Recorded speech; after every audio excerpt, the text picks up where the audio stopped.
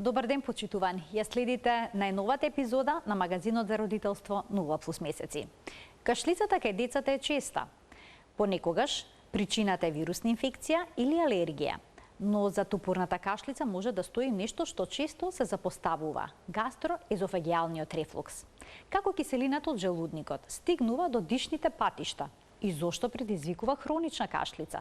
Дали рефлуксот може да се манифестира само со кашлица, без никакви стомачни симптоми? На кој начин се диагностицира овој проблем? И како се прави 24-часовниот ПХ тест? Какви информации се добиваат од него? За најдобрите стратегии за диагностика и третман зборуваме со доктор Весна Џамбазовска, педијатар. Разговорот следува по рекламите, а веќе ви е познато дека ќе оставиме простор и за ваши прашања во програма.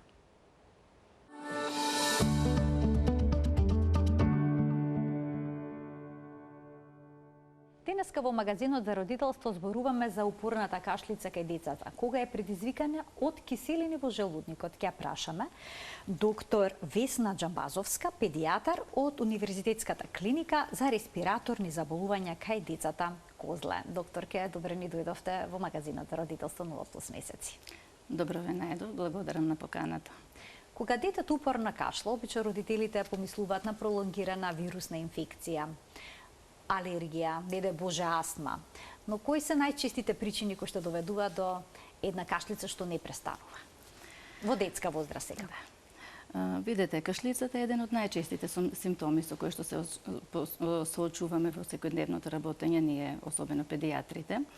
А како причина за појава на кашлица постојат голем број. Почнувајќи од обична настинка, која што е пропратена со некоја носна секреција, лесна носна секреција, која што се слева позади и предизвикува кашлица.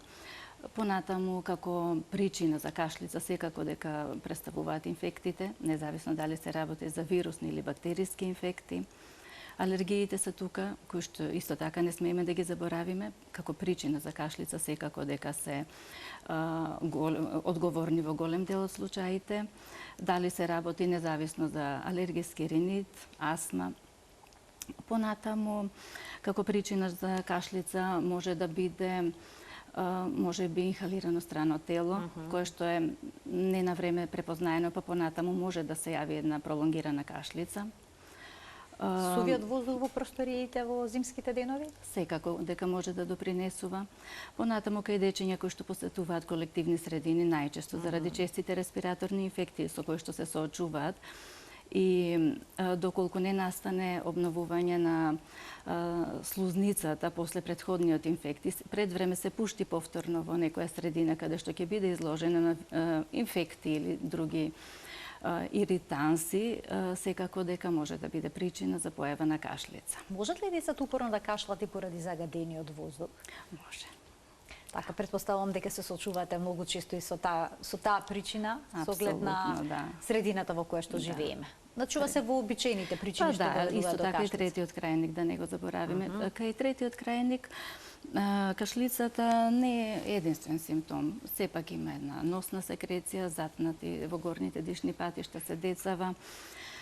Понатаму спијат со отворена уста, крчат при спиење, така да нема да биде изолиран симптом кашлицата кај деца со трет крајник.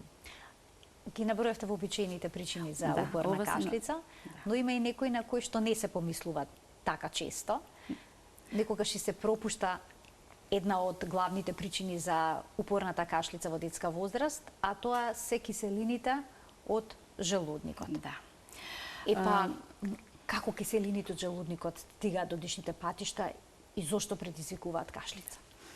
Една од причините која што може да биде одговорна за една таква хронична упорна кашлица, секако дека представува и враќање на киселините од желудникот во хранопроводот, односно во респираторниот тракт. Поретко се помислува, но сепак кога ќе се соочиме во амбуланта со дете кое што и добиеме податок дека се работи за дете кое што е донесено заради една упорна кашлица, кое што ако при земањето на анамнестичките податоци добиеме податок дека се перзистира последниве месец, два, три, можеби и подолго, секако дека треба да да продлабочиме во земањето на податоците, односно во анамнезата. Прашањата кои што треба да ги поставиме према родителот најчесто на детето се кога кашла и каква е кашлицата. Значи, ако ние со анамнестичките податоци го исклучиме постоењето на покачена телесна температура или анализиве секогаш биле податок, ако добиеме дека анализите секогаш биле со уредни вредности, на тој начин сме исклучиле инфективната причина за појава на кашлица. Доколку добиеме исто така информација дека биле правени алерготестови, сите се негативни. На прашањето дали имат позитивно фамилно оптеретување во семејството, исто ако добиеме негативен одговор, во такви случаи секогаш мораме да помислиме и дека се работи за токму овој тип на кашлица. Доколку при земањето на податоците добиеме информација дека станува збор за кашлица која што е потенцирана после хранење кај малите деца или пак кашлица која што е потенцирана особено кога ќе легне. Дали се работи за дневно, ноќно легнување, спиење не е битно. Битно дека во легната положба кога се јавува, особено во тие периоди, мораме да помислиме дека се работи за кашлица предизвикана од гастроезофагијален рефлукс. Звучи ли поинаку кашлицата која што е предизвикана од киселини од желудникот, односно од гастроезофагијален рефлукс, и она од вирусен причинител? Се разликуваат. Сепак оваа киселина, мислам оваа кашлица која што се јавува како резултат на киселините е сува, упорна и секогаш поврзана со претходно или оброк или во легната положба се. Колку време после оброкот обично се јавува кашлицата? Може веднаш, може после 20 на 30 минути да се јави. И децата почнуваат да подкашлуваат тогаш? Кашлаат, баш суво кашлаат. Всушност, гастроезофагијалниот рефлукс, прво да објаснам што представува. Тоа представува една состојба кога дел од киселините, односно желудочната содржина, се враќа од желудникот во хранопроводот. Доколку враќањето на киселините трае кратко, не предизвикува оштетување на слузокожата на хранопроводот, а со самото тоа и не предизвикува симптоми, станува збор за една физиолошка појава. Меѓутоа, доколку агресивните фактори на киселината се кога ќе дојдат во хранопроводот или па во респираторниот тракт, предизвикаат оштетување на слузокожата, со самото тоа и појава на симптоми, во тој случај станува збор за гастроезофагијална рефлуксна болест. Симптомите се јавуваат токму тука. Зошто настанува? Настанува во нормални услови, значи постои една бариера помеѓу хранопроводот и желудникот, кој што е составен од повеќе компоненти. Како механизми кои што се посочуваат како одговорни за настанување на овој гастроезофагијален рефлукс се повеќе, меѓутоа најчесто се оние транзиторни релаксации на долниот езофагијален сфинктер, односно релаксации кои што се неповрзани со хранење. Затоа што доколку во нормални услови кога голтаме, нормално е да се отвори тој сфинктер за да може храната да стигне до желудникот. Но доколку таа релаксација на тој мускул се олабавува, бариерата се олабавува во услови кога не јади детево, нормално е дека содржината од желудникот ќе се врати во хранопроводот. Како друга причина, како механизам за настанување, представува и зголемениот интраабдоминален притисок, нагло зголемување при кашлање или некој нагло зголемување на интраабдоминалниот притисок и неможноста на оној мускул сфинктерот, долниот езофагијален сфинктер, нагло да го зголеми тонусот, па како резултат на тоа доаѓа до враќање на киселината. Како и други повеќе состојби кои што доведуваат до намалување на тонусот на тој долен езофагијален сфинктер, односно бариерата е намалена. Дали децата секогаш ќе имаат стомачни тегоби или пак можува проблем да се манифестира само со упорни хронична кашлица?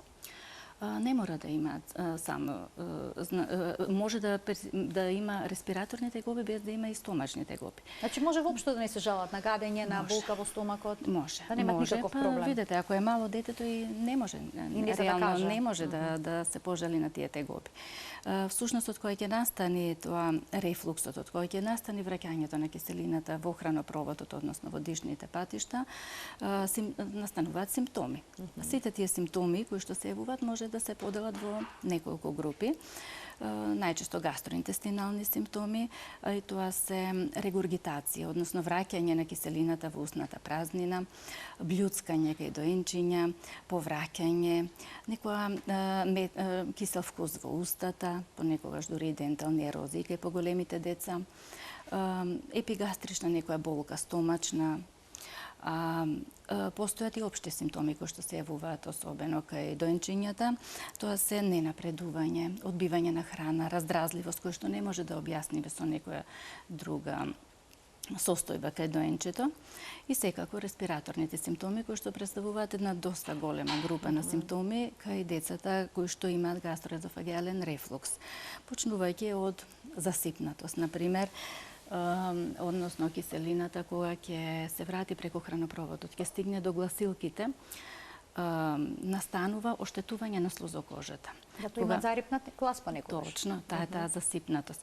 Значи, кога ќе настане оштетување на слузокожата, на гласилките, тие се веќе променети, па воздухот кој ќе помине низ така променети гласилки, продуцира звук кој што е засипнат, рапав, односно засипнатоста.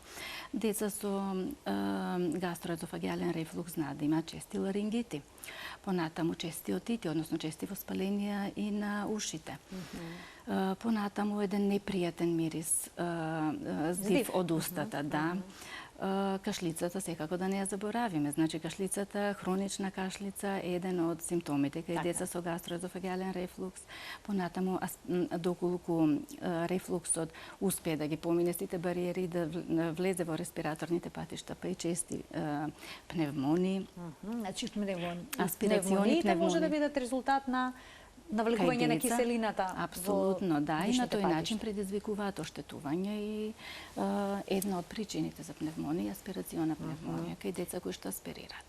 Докторке, а дали проблемот со киселините од желудникот кои што се качуваат во хранопроводникот и создаваат хронична кашлица може да се влошат доколку детето скока, игра?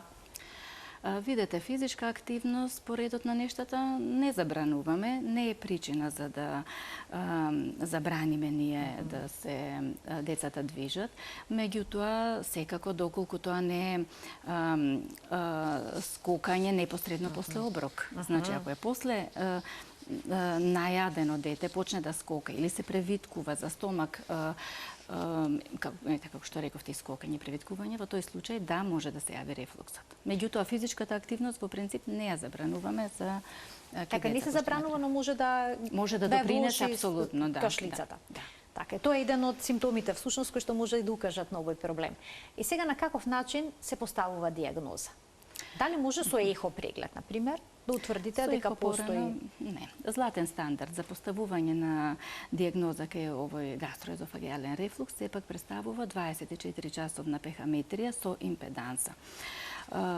Станува збор за една модерно, многу софистицирано испитување, кое што успева да ги се прави со снимање, со внесување на катетер во долниот дел преку носната празнина. Да го објаснам. Значи се внесува сонда преку носата кај децата. Добре. Значи тоа е испитување кое што се изведува со помош на сонда, која што е поврзана со еден портабл апарат, кој што го врши снимањето. Од кога сме ја поврзале сондата со апаратот, се внесува преку носот, преку хранопроводот до долниот дел на хранопроводот, односно 5 см над тој долен езофагеален сфинктер. Понатаму со фластерчиња го фиксираме. Апаратот е сместен во посебна торбичка, која што детево ја носи во наредните 24 часа. Испитувањето е едноставно, брзо се аплицира, болно не е, меѓутоа може да биде малку непријатно додека поминува сондата во хранопроводот. Ке му пречи на детето оваа сонда при јадењето, спиењето, играњето? Не. Претпоставам дека тоа е главната дилема на родителите. Како ќе изгледа еден ден, едноденно ноќе, 24 часа со сонда која што е поставена преку носето, која што ќе мери пеха, односно киселина? Така, да. Сондата не пречи. Не им пречи на децата и не забрануваме, буквално им кажуваме на родителите, најчесто со родители престојуваат, да си прави тоа што вообичаено прави. Значи, да јаде, да пие, да спие, да игра на телефон ако игра, да гледа телевизија, но она што нас не е битно за да добиеме поквалитетен резултат е да се секоја промена која што ќе прави да се евидентира. Односно на самиот апарат постојат копчиња кои што се многу едноставно означени за хранење, за копчето за хранење со прибор за јадење или кревет за копчето кај што треба да стисне тогаш кога ја почнува некоја активност. Односно доколку јади се еднаш се стиснува на копчето и на завршување исто. Да се знае кога започнало оброкот и кога завршил. Добра. Кога легнало детево да спие и кога станало, независно дали спие, туку кога е во хоризонтална положба и тоа се евидентира. Понатаму доколку кашла исто треба да се евидентира, затоа што сите тие податоци се обработуваат после вадењето на сондата. Степенот на кисело се анализира? Се анализира дали, да речеме, доколку кога ќе се разгледува после отстранувањето на сондата и обработката преку тој посебен софтверски систем, податоците кои ќе се обработуваат на снимениот материјал, може точно да се види доколку завршило со јадење и почнал рефлуксот. Значи, затоа ни е битно тоа да евиденцијата од страна на родителите не биде точна. Но дали рефлуксот секогаш е кисел? Не. Рефлуксот со 24 часовната пехаметрија се мери киселите рефлукси, односно рефлукси кои што имаат пеха под 4. Но и порано се почнало како 24 часовна пехаметрија само да се прави, но понатаму се установило дека дел од рефлуксите кај деца кај кои што се гледа дека имаат рефлукс не се евидентирани. Всушност станува збор за особено состојба која што се јавува кај доенчиња и малите деца, кај кои што главен извор на храна е млеко, односно млечните оброци. А млечните оброци, кога доаѓаат во желудникот, пуферски реагираат, значи ја неутрализираат киселината. Така да има рефлукс, меѓутоа киселината, мислам, не е толку ниска за да може... Рефлуксите не се со толку низок пеха, односно пеха под 4, за да би можеле да се евидентираат со пехаметријава, а импедансата е тука, кое што со импедансата, значи заедно се сега овие испитувања во еден апарат, во едно снимање, со импедансата се одредуваат не само киселите, туку и слабо киселите и некиселите рефлукси, кои што особено се сретнуваат кај помалите деца. Дали е неопходно да се направи вакво испитување кај децата со хронична кашлица, кај кои што постои сумна за гастроезофагијален рефлукс? Па да. Сепак тоа е златен стандард за поставување на диагнозата. Понатаму ова е едно од мислам како испитување е препорачливо и таму каде што децава сме се посомневале дека имаат чести бронхообструкции, сме ги поставили на соодветна антиинфламаторна терапија, значи со помпици. Меѓутоа и покрај податок дека редовно се спроведува се што е препорачено од страна на доктор, повторно се јавуваат тие кашлици. И тие деца повторно влегуваат во групата на деца кои што се кандидат за реализирање на ова испитување. Така, децата многу често се поставуваат на инхалатори без да се утврди причината дека е киселина. Да. Сега, дали тие лекови можат уште повеќе да го влошат рефлуксот? Видете, кога ќе дојде дете во амбуланта кој што веќе има И уште повеќе се бронхообструкција, влоши кашлицата. ние немаме голем избор. Ако дојде дете со обструкција, тешко дише, ние мораме да делуваме. Значи мораме да му помогнеме во тој момент, односно ќе дадеме ние бронходилататори, инхалации. Но доколку се работи за деца со кои што често се соочуваме, ќе добиеме податок дека постојано прави вакви бронхообструкции, кај тие веќе мораме да се посомневаме и нормално да дадеме одредени насоки понатаму како да се однесуваат и да биде кандидат за реализација на ова испитување. А во однос на како делуваат, па понекогаш некои бронходилататори знаат да делуваат не на влошување на рефлуксот, туку намалување на тонусот на тој долен езофагиален сфинктер, односно дел од бариерата помеѓу хранопроводот и желудникот, и на тој начин, на некој начин да допринесат до повторна појава на рефлукс. А не дека се тие директно одговорни за, да речеме, влошување. За појачување. Апсолутно, да. Меѓутоа може индиректно да допринесе. Но ние сме, кога ќе дојде со обструкција, мораме да ги дадеме за да му го олесниме дишењето. Ќе ги вклучиме гледачите, почитувани од тој момент емисијата е контактна. Можете да поставите прашање кое што е поврзано со упорната кашлица, за рефлуксната болест која што доведува до ваков проблем, но и воопшто за кашлица кај деца. Ние продолжуваме понатаму кога ќе се постави диагноза, значи кашлица која што е последица од киселини кои што потекнуваат од желудникот. Каков е третманот? Кој е првиот чекор? Од каде се почнува? Секогаш се почнува од промена на стил на живот, начин на живот, промена на исхрана. Сега, препораките стартно се разликуваат во зависност од возраста на децата. Доколку имаме доенче, кај кој што, односно мало дете, бебе, кој што исхраната е претежно млечна. Доколку се работи за мајчин подој, воопшто не го прекинуваме доењето, напротив, пожелно да го дои, но доколку детето кој што се сомневаме дека има рефлукс, се храни со некаква адаптирана млечна формула, во кај тие деца имаме простор да го замениме тоа млеко со AR млечна формула, односно антирефлуксна млечна формула. Тоа е исто така млечна формула за деца, меѓутоа малце позгусната и на тој начин малце го оневозможува, како да кажем, враќањето на содржината од желудникот во хранопроводот. Од кога ќе се реализира хранењето, потребно е во тие променена стил на однесување и живот, што ги кажуваме, навиките кај родителите, кажуваме кај доенчињата обавезно да биде во исправена положба, значи да го држи исправено, затоа што со хранењето не пие само млеко, туку голта и воздух. Така да тој воздух мора прво да, народски кажано, да ждригне, за да може да се исфрли воздухот, тек потоа да го легне детето. Легнувањето исто така, положбата, не сме кај овие деца кај кои што веќе сме поставиле сомнение дека може би се работи за рефлукс, секогаш е во подигната положба. Значи горниот дел од телото ќе треба да биде во подигната положба. Под душекот треба да се стави перница или да спијат на повисока перница? Што советувате? Значи советуваме под душекот, каде што спие детето, да се стави перница и на тој начин целото душече добива една косина, за да може детево да не му е пореметено. Значи убаво да се спие, меѓутоа положбата сепак да биде подигната. Колкава да биде косината?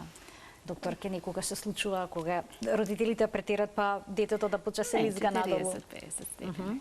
Значи сепак треба убава косина. Убава косина, да. Да се оневозможи некако враќањето на киселините. Понатаму, доколку препораките кај деца кои што не се доенчиња, туку се поголеми деца, сепак треба да се смени одредени навики во исхраната, како например има ли одредени продукти што потикнуваат? Мрсната храна, вкусната храна, фактички, мрсната храна, пражени, јадење со запршки, пражени компири, понатаму засладено млеко,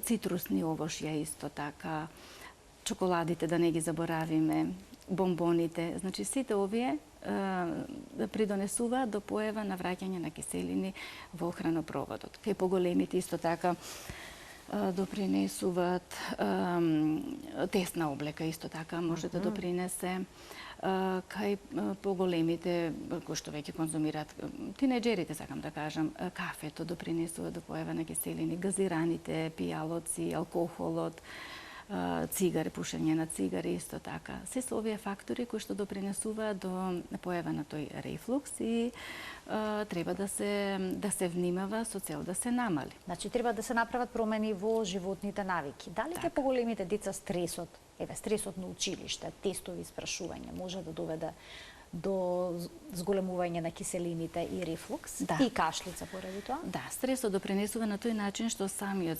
стресот сам по себе допринесува до зголемено лачење на киселина. Со самото тоа што е зголемена лачењето на киселина се зголемува шансите за појава на рефлукс. Така да стресот допринесува до влошување на рефлуксот. Кај малите деца може ли да представува стрес избивањето на запчињата, па во тој период да се јават вакви проблеми? Па не би рекла толку кај малите дека е стресот од избивање на запчиња, но кога избиваат запчињата, знаеме дека повеќе се лигават. Значи има една хиперсаливација, зголемено лачење на плунка. Самото зголемено лачење на плунка предизвикува, таа плунка е голтат. Односно, кога ќе стигне до желудникот, количината на течност во желудникот се зголемува и на тој начин може да го влоши рефлуксот. Така, кај децата кои што е поставена оваа диагноза се препорачува промена на животниот стил, начинот на спиењето. Кој е вториот чекор? Вториот чекор е веќе тераписки, доколку не наидеме на соодветен одговор, посакуваниот одговор, доколку не го добиеме од која ќе ги препорачаме овие препораки за промена на исхраната и на стилот на живење, тогаш препорачуваме одредена терапија. Терапијата се лекови кои што го намалуваат лачењето на киселина од желудникот, инхибитори на протонска пумпа и се даваат, стартно се препорачува некаде 4 до 8 недели, меѓутоа доколку има изразито потенцирање на тие респираторни симптоми, некогаш може да трае подолго и до 3 месеци. Значи има ограничување колку време може да се применува. Не може постојано, точно.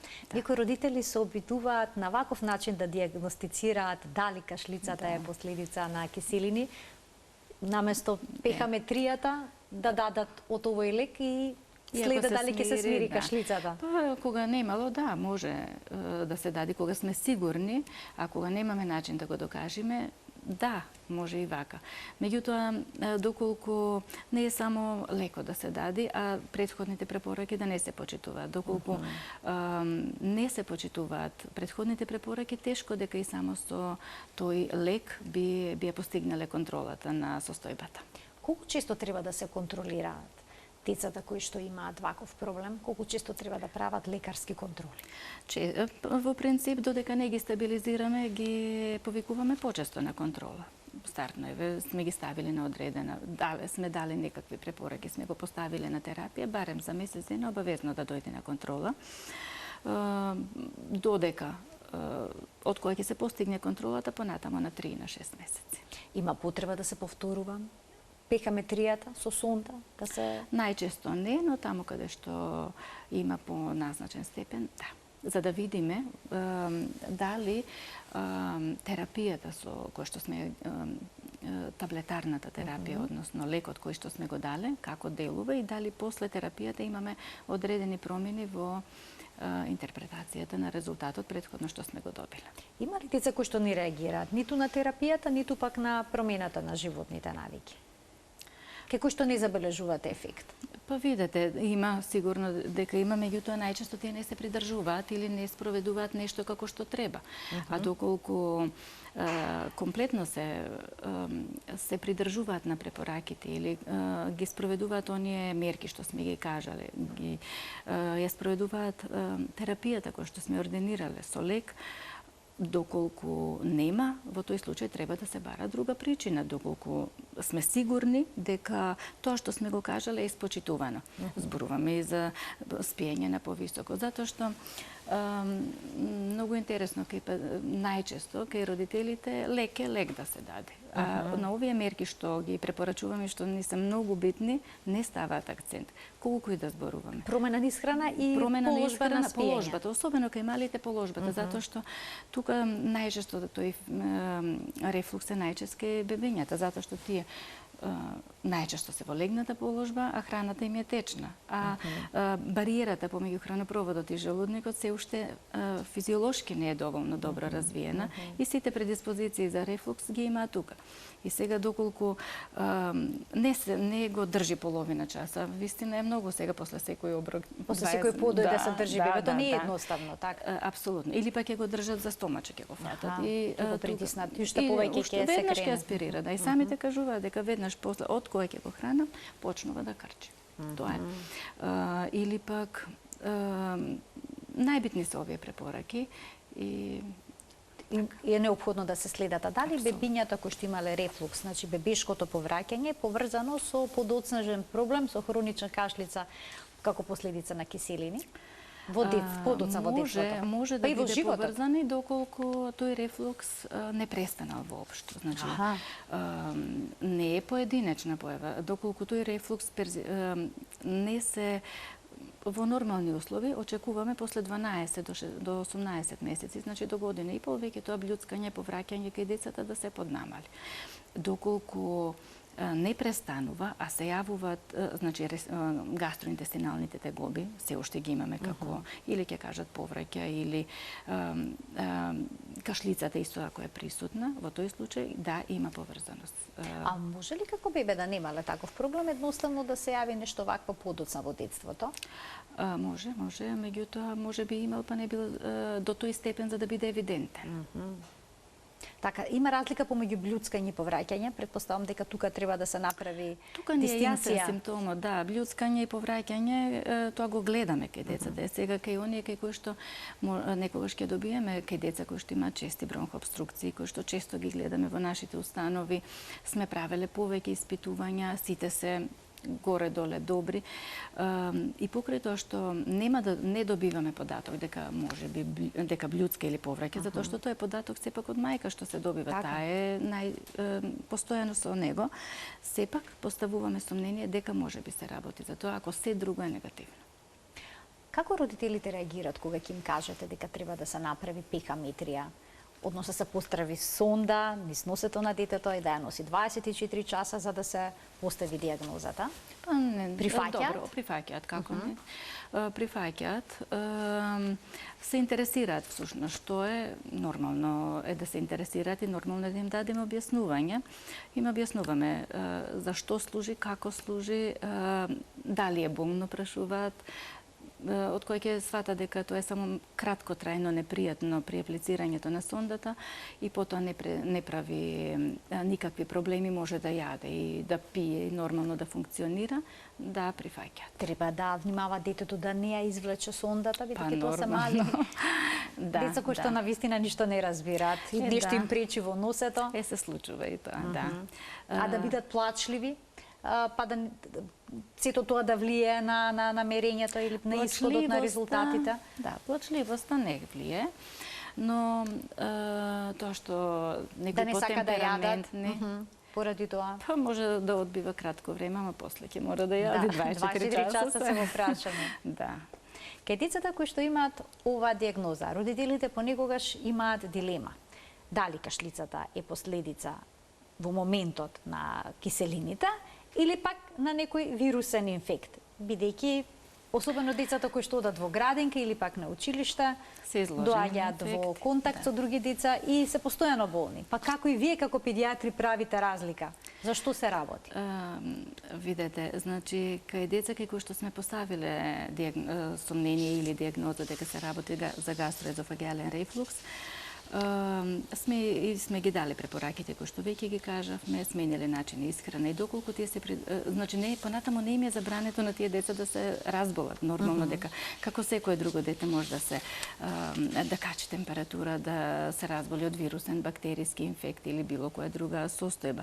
Така да не секоја кашлица понатаму кај деца кои што имаат рефлукс треба да рефлуксот да биде виновен за секоја наредна кашлица која што ќе се јави кај детето. Може да е обична настинка, носна секреција, слевање на секретот по задни партии и најчеста причина за кашлица уствари е тоа. И после тоа е. А и треба да се следи детето како изгледа, доколку не покажува симптоми на болест, а има само кашлица.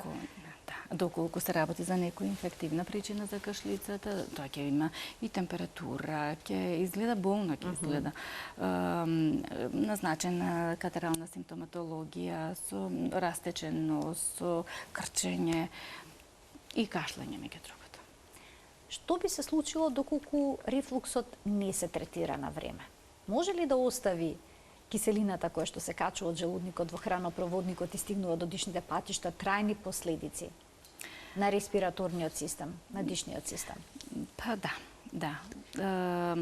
Заради тие постојани микроаспирации кои што се прават во дишните патишта, доколку се игнорираат или несоодветно се третираат, киселината кога ќе дојде во респираторниот тракт предизвикува оштетување на слузокожата, па така оштетени епителни клетки во слузокожата се ослободуваат понатаму други супстанции, цитокини кои што го зголемуваат воспалителниот ефект. И сега доколку детето е во континуитет изложено, таман се средила едната состојба после таа аспирација, повторно се случува и повторно, секако дека би настанале долгорочни оштетувања. Меѓутоа, за среќа е ретко. Да ги вклучиме гледачите. Добар ден! А се исклучил гледачот. Така. Добар ден! Ве слушаме во програма, сте повелете. Поздрав до водителката и до докторката. Ви благодарам. Се работи за 2-годишно дете. Така? Има кашлица и температура повремена. Температура.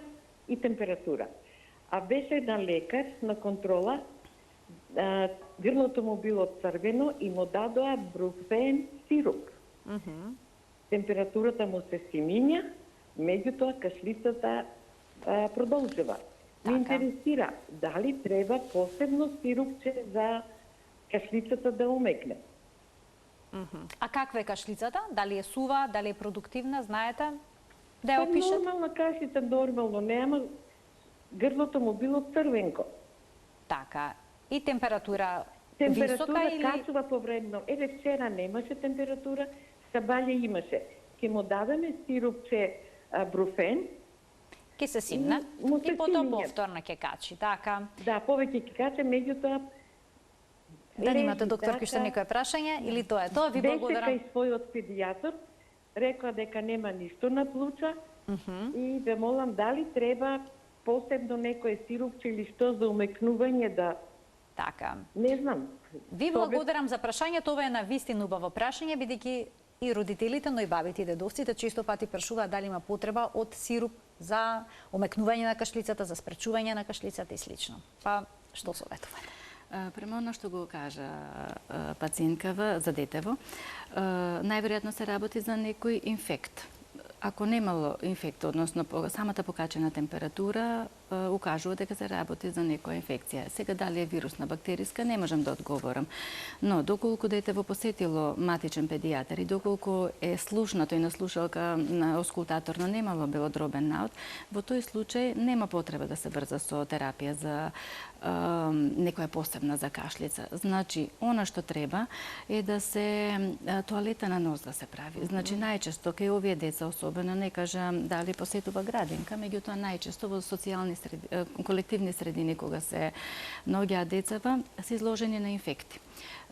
почнуваат со носна секреција и самата носна секреција, кога ќе легне детево, се слева вака, кога е исправено, ќе издува нос и е се во ред. Меѓутоа, кога ќе легне, таа се слева позади и е причина за за појава на таква кашлица. Меѓутоа, доколку немало бронхитичен или некаков налет на слушалка од страна на педијатарот кажано, во тој случај нема потреба за некоја кашлица. Само тоалета на нос. Само тоалета на носето? И нормално симптоматска терапија за... Еве, да ни појасните како се прави тоалета на носето? Со солен раствор. Доволно е солен раствор. Доволно е солен. Сега, ако се работи за дете кој што е поголема, има секрет во носот, во тој случај може и спирање да прави, меѓутоа тоа е малце покомплицирано за малечките, така да солен раствор во нос и доколку може да го издува, да го исчисти носот. И се ова неколку пати во текот на денот да се прави, особено пред јадење, особено пред спиење, затоа што ако е носот со секрет полн и детево го легнеме, нема да може да дише, ќе биде вознемирено и најчесто тие се така вознемирени, кемкави, одбиваат да јадат, а не може. Ако е доенче со кај кое што носето му е затнато и му даваме шише со цуцлапе и устата ја затнуваме, па нормално дека нема да сака да јаде затоа што не може да дише. Е така.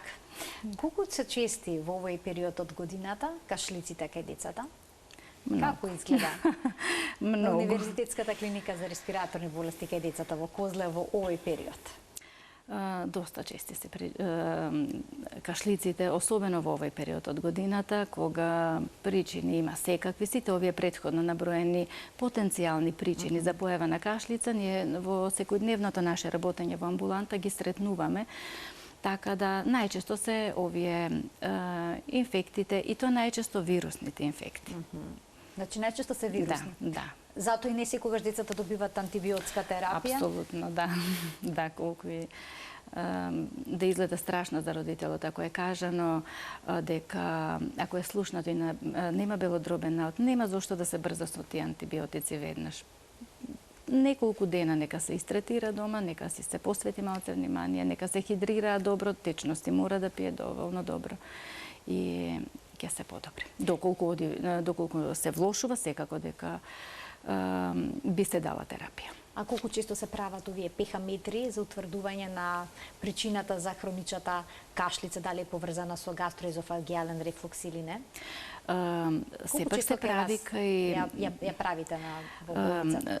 Често, значи по бројка вака не може да се одреди честота. Се прави кај деца кои што имаат повеќе тегоби, значи кај деца кои што почесто имаат чести хоспитализации кај нас, често потреба од болничко лекување, чести бронхообструкција, односно отежнато дишење со потреба од инхалации со бронходилататор.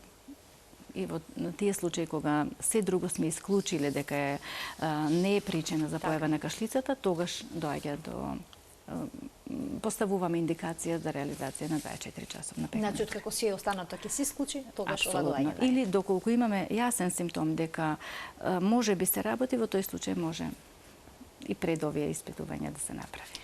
Доктор, ќе ви благодарам многу за вашето денешно гостување во магазинот за родителство Телма амбуланта и што ни доближивте и оваа тема. Ви благодарам многу на поканата, ми беше задоволство. Почитувани, ви благодарам што бивте дел од магазинот за родителство 0+ месеци. Се гледаме секој работен ден на Телма во 12 часот и 50. Пријатно.